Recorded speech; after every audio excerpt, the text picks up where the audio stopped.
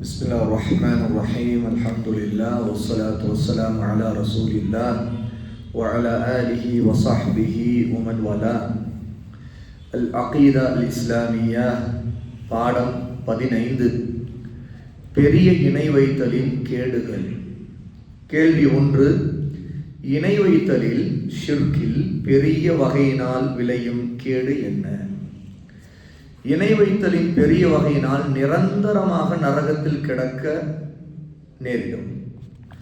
இன்னஹு மை யுஷ்ரிக் பில்லாஹி ஃபகத் ஹர்ரமல்லாஹு அலைஹில் ஜன்னah வ மஅவாஹுன் நார் வ மா லிஸ்ஸாலிமீன மின் அன்சார்.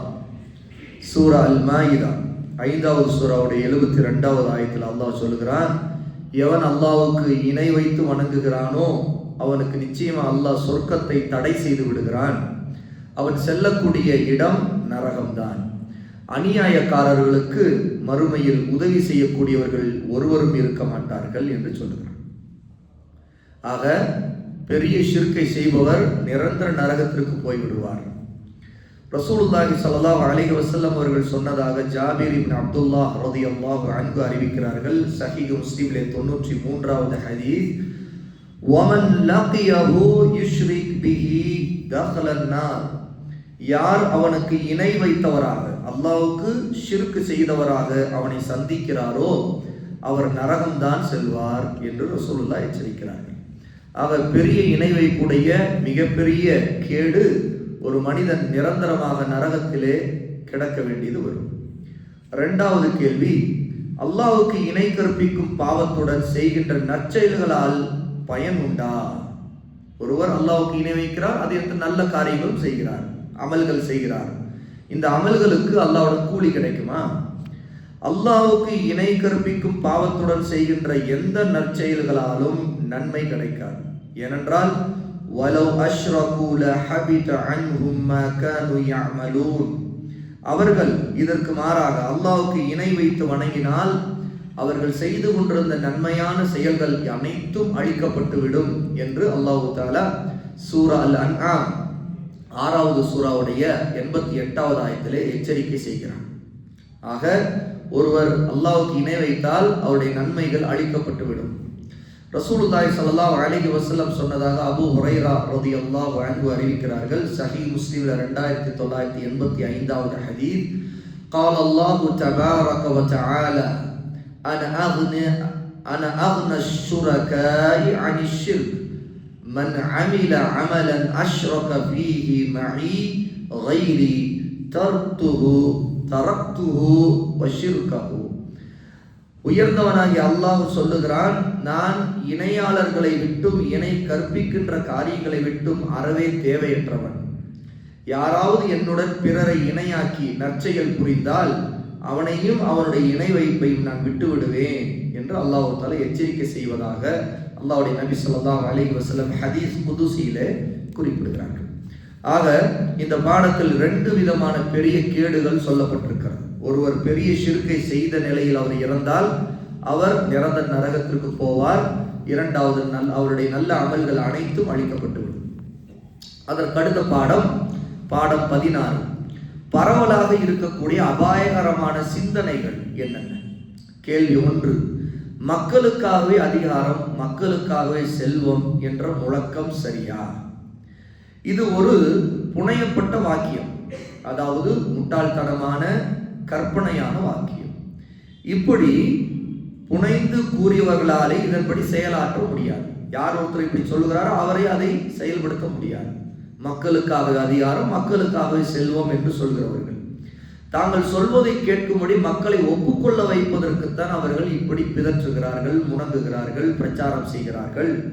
தங்களுக்கு முன்னே இருக்கும் ஆட்சியை அகற்ற விரும்புகிற மக்களை ஏமாற்றுவதற்காக அவர்கள் இப்படிப்பட்ட வார்த்தைகளை சொல்லுகிறார்கள். மக்களுக்காகவே அதிகாரம் என்று ஒருவர் பிரச்சாரம் செய்கிறார் என்றால் அவருடைய நோக்கம் ஏற்கனவே யார் அதிகாரத்தில் ஆட்சியில் இருக்கிறார்களோ அவர்களை நீக்க வேண்டும், அதை செயலாக்க வேண்டும், அதை கொண்டு வர வேண்டும் என்றால் மக்களிடம் அதிகாரத்தை நீங்கள் கைப்பற்றுங்கள் என்று சொல்லி இருக்கிற ஆட்சியை அகற்றுவதற்காக, ஆட்சி அதிகாரத்தில் ஆசை உள்ளவர்களுக்கு இந்த தூண்டலை போடுவதற்காகத்தான் அவர்கள் இப்படிப்பட்ட வார்த்தைகளை, ஏமாற்று வார்த்தைகளை சொல்லி மக்களை ஆட்சியாளர்களுக்கு எதிராக திருப்புவதை கொண்டு அரசியல் மயப்படுத்தி அவர்கள் இன்னொரு ஆட்சியை கொண்டு வருவதற்கு, தாங்கள் ஆட்சி செய்வதற்கு இந்த பிரச்சாரத்தை முன்வைக்கிறார்கள். அந்த சமூகத்து மக்களும் முன்னிருந்ததை விட அநியாயக்கார வழிகாட்டில் உள்ள வேறு ஒரு ஆட்சியில் சிக்குண்டு விடுவார்கள். கடைசியில் என்ன ஆகும்? இப்படி அரசியலில் இறங்கக்கூடியவர்கள் இருக்கிற ஆட்சியை நீக்குவதற்காக இவர்கள் ஒரு பிரச்சாரத்தை எடுக்கும் பொழுது, இந்த பிரச்சாரம் செய்து இவர்கள் ஒரு ஆட்சியை கைப்பற்றினால் இவர்கள் ஆட்சியில உட்கார்ந்திருப்பார்கள். மக்கள் நிலையோ எதுவும் மாறாது. மக்கள் எப்போதும் போல அநியாயக்காரனுடைய ஆட்சியில தான் இருப்பார்கள். அரசியல் ஒன்றும் இருக்கிற வேறு ஒரு திருடன் வந்து உட்கார்ந்திருப்பான், வேறு ஒரு அநியாயக்காரன் உட்கார்ந்திருப்பான். இதுதான் நடக்க போவதாக இப்படியே மக்களை ஆட்சி மாற்றங்களுக்காக தூண்டி தூண்டி தூண்டி பிரச்சாரம் செய்து அவர்களை அதிலேயே உழல வைத்து, அதிலேயே சிக்க வைத்து, அதிலேயே பிரச்சாரத்தின் காரணமாக ஆசை ஊட்டி, அதுதான் விழிப்புணர்வு, அதுதான் வெற்றி, அதுதான் புரட்சி என்று சொல்லி மக்களை முட்டாள்களாக இவர்கள் ஆக்கிக் கொண்டே இருப்பார்கள். மனித சமூகத்தின் கண்ணியத்தை காப்பதுதான் சரியான விஷயம். அவர்களுக்கு சுதந்திரமான சரியான சுதந்திரத்தையும் நீதியையும் கிடைக்க செய்ய வேண்டும். விலங்குகளை போன்று அவர்களை நடத்தக்கூடாது. ஆட்சி அதிகாரம் அல்லாஹ் ஒருவனுக்கு மட்டுமே உரியதாகும். அவன் இறக்கி வைத்த வஹீயுடைய வழிகாட்டுதலின்படியே சமூகம் செயல்பட வேண்டும். ஆட்சி அதிகாரம் ஷரியத்தின் வழிகாட்டுதலுக்கு தோதுவாக இருக்க வேண்டும்.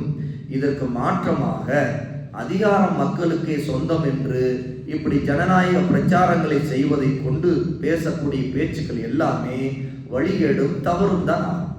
ஆக முதலில் அடிப்படையில் நாம் ஒரு நாட்டில் வாழ்வோம்னா அந்த ஆட்சியுடைய முறையுடைய அடிப்படை முதலில் மக்களுக்காக என்ற டெமோக்ரசி அல்லது ஜனநாயகம் என்ற அடிப்படை. டெமோக்ரசியுடைய அடிப்படை என்னவென்றால் மக்கள் எல்லாம் அவர்கள் ஒரு சட்டத்தை இயற்றுவார்கள். ஆனால் இஸ்லாமிய ஷரியா நமக்கு சொல்லிக் கொடுத்திருப்பது அல்லாஹ்வின் மார்க்கத்தின்படி நடக்க வேண்டும் என்பதுதான். ஆக இப்படிப்பட்ட வார்த்தை பிரயோகங்களை கொண்டு பிரச்சாரம் செய்வதெல்லாம் இஸ்லாமிய ஷரியத்துடைய கொள்கைகளுக்கு எதிரான போக்கு. இது சமூகத்தை தம் இஷ்டப்படி செயல்பட வைக்கும். மக்கள் அவங்க இஷ்டப்படி அரசியல் என்று சொல்லிக் கொண்டு அதிலேயே செயல்பட்டு கொண்டிருப்பார்கள். இது அல்லாஹ்வுடைய மார்க்கத்திற்கு மாற்றமான சிலை வணங்கிகளுடைய அடிப்படை கோட்பாடு. அவர்கள் தான் குஃப்ரிலும் ஷிர்கிலும் இருப்பவர்கள். அவருடைய மன இச்சைப்படி சட்டத்தை ஏற்றுவார்கள். எதை ஹலால் என்று நினைக்கிறாரோ ஹலால் ஆக்குவார்கள், எதை ஹராம் என்று நினைக்கிறாரோ அதை ஹராம் ஆக்குவார்கள். இது அவர்களுடைய கொள்கை. ஏமாற்றி வலுக்கட்டாயமாக மக்களின் மீது தம்முடைய கொள்கைகளை திணிப்பார்கள். அவ்வாறுதான் செல்வமும் அல்லாஹ்வுக்கு உரியது.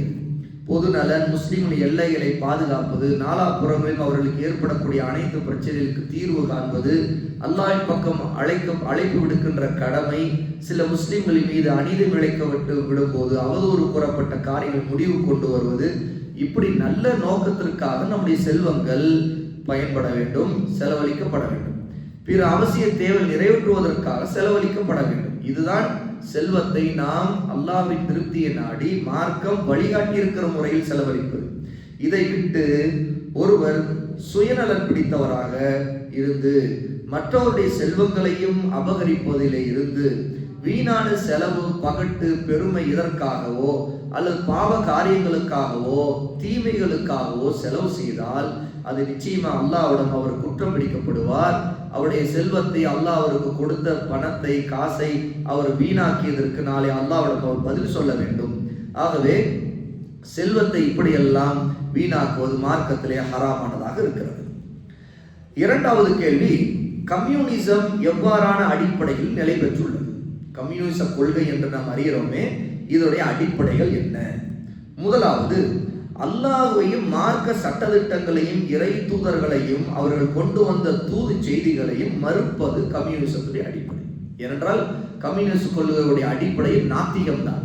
அவர்கள் அல்லாஹ்வை மறுக்கிறவர்கள், நாத்திகர்களாக இருப்பார்கள். ஷரியத் சட்டங்களை மறுப்பார்கள், நபிமாருடைய வருகையை மறுப்பார்கள். அப்படி எதுவும் இல்லை, இதெல்லாம் கட்டுக்கதைகள், இதெல்லாம் புராண கதைகள், மக்கள் ஏதோ கற்பனை செய்தவை என்று அவர்கள் சொல்வார்கள்.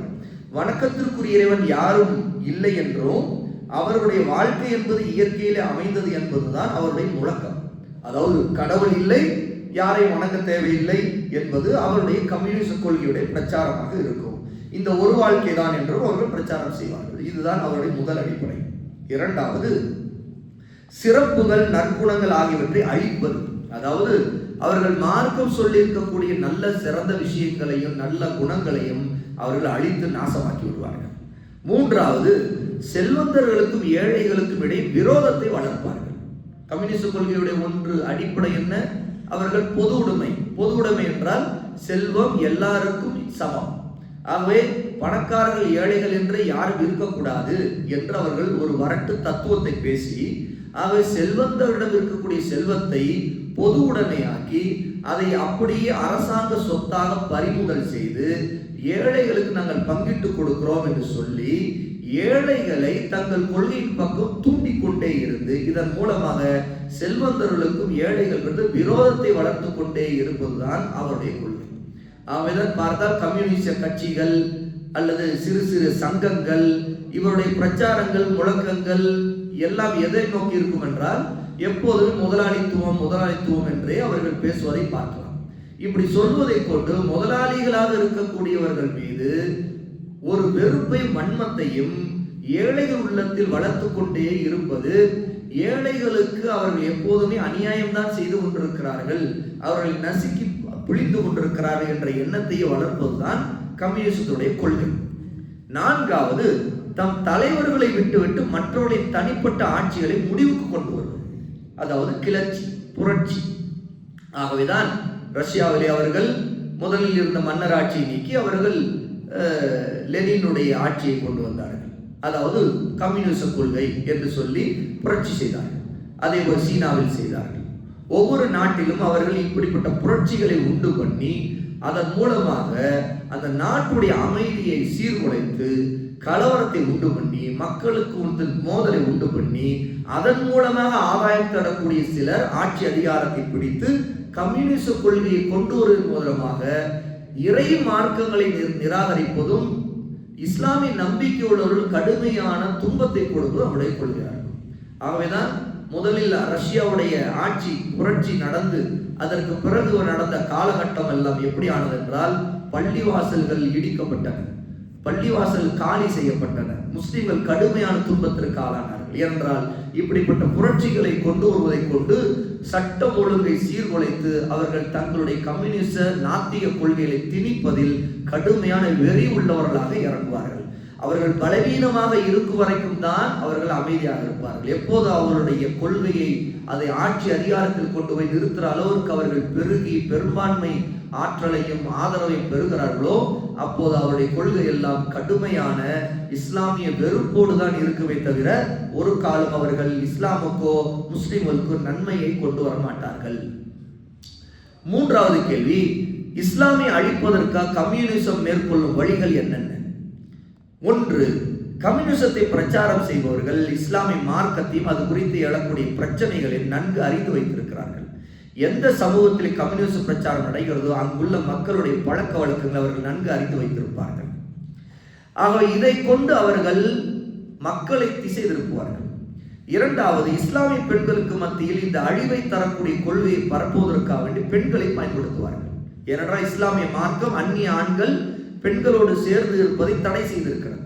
அவர்கள் என்ன செய்வார்கள்? ஆண்களும் பெண்களும் மத்தியில் கலப்பை ஏற்படுத்துவார்கள். இது கம்யூனிசத்துக்கு மட்டுமல்ல, எல்லா குஃபுரான ஷிர்கான காபிர்களுடைய கொள்கைகள், மதங்கள், அரசியல் எல்லா நடவடிக்கைகளும் இஸ்லாமிய ஒழுக்கங்களை சீர்குலைத்து ஆண் பெண் கலப்பை உருவாக்கி விபச்சாரத்தை வளர்த்துவிட்டு பெண்கள் தெருவுக்கு வரக்கூடிய ஒரு கேவலமான நிலைமையை கொண்டு வருவார்கள். மூன்றாவது, அவர்கள் தம்முடைய சித்தாந்தத்தை பரப்புவதற்காக வயோதிகர்களை பயன்படுத்திக் கொள்வார்கள். ஏனென்றால் வயோதிகர்கள் அவர்களுக்கு கொடுக்கப்பட்ட மரியாதையை கொண்டு அவர்கள் தங்களுடைய கொள்கையை பரப்புவார்கள். உதாரணத்துக்கு அவர்களில் இருக்கக்கூடிய வயோதிகர் முதியவர்கள் யாரோ இறந்தால் கூட அதன் மீது ஒரு ஈர்ப்பை அவர்கள் நல்லவர்கள் வல்லவர்கள் என்று அவர்கள் பெரிய பொதுநலன் உடையவாதிகள் என்ற அடிப்படையில் ஒருவித மயக்கத்தை ஏற்படுத்தி அவருடைய கொள்கைக்கு ஆதரவை திரட்டுவார்கள். காரணம், வயோதிகர்கள் தம் சமூகத்து மக்களிடையே மதிப்பிற்குரியவர்களாக இருக்கிறார்கள் என்பதுதான். நான்காவது, கம்யூனிசத்தை பரப்புவதற்கு மருத்துவர்களை பயன்படுத்திக் கொள்வார்கள். ஏன்? இப்படி ஏதாவது மருத்துவம் காரணமாக பொது நலனை சேவைகளை செய்யும் பொழுது மக்கள் அதன் பக்கம் ஈர்க்கப்படுவார்கள். காரணம், மருத்துவர்கள் நோயாளிகள் இயலாமை, பலவீனம், மருந்து கொடுப்பது ஆகியவற்றை பயன்படுத்தி கொண்டு மக்களிடையே தங்களுடைய குஃப்ரான கொள்கைகளை மிக இலகுவாக நுழைத்து விடுவார்கள். ஐந்தாவது, ஆட்சியை கைப்பற்றி மக்களிடம் போர் செய்வார்கள். அங்கிருந்து மனித சமூகத்திற்கிடையே கம்யூனிசத்தை பரப்புவார்கள். ஆக இந்த எல்லா விஷயங்களும் குஃப்ரான கொள்கைகள் என்பதை இந்த பாடத்திலே நாம் தெரிந்து கொள்கிறோம். அல்லாஹ் தஆலா எல்லா குஃப்ரான வழிகட்ட கொள்கைகளை விட்டு விலகி நாம் சுன்னாவின்படி நடக்கக்கூடிய நல்ல முஸ்லிம்களாக அல்லாஹ் நம்மை ஆக்குவானாக. வ ஆகிரு தஅவானா அல்ஹம்துலில்லாஹி ரப்பில் ஆலமீன்.